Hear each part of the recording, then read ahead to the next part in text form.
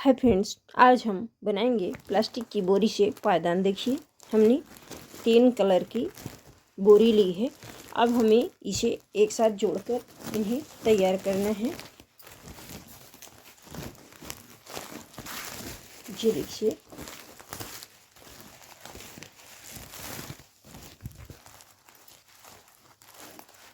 ये दोनों देखिए बोरियों को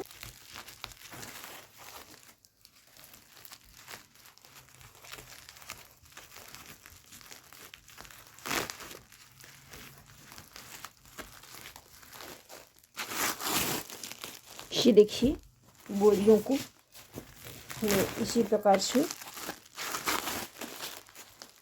इसका पहले मोड़कर इसे हमें बराबर कर लेना है।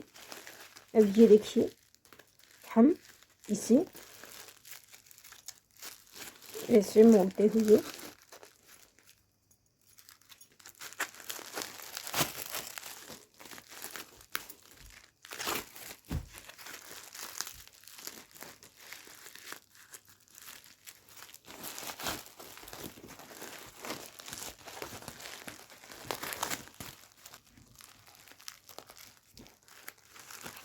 ये देखिए, हमें इसे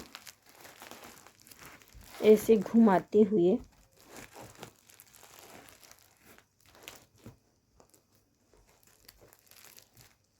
ये देखिए,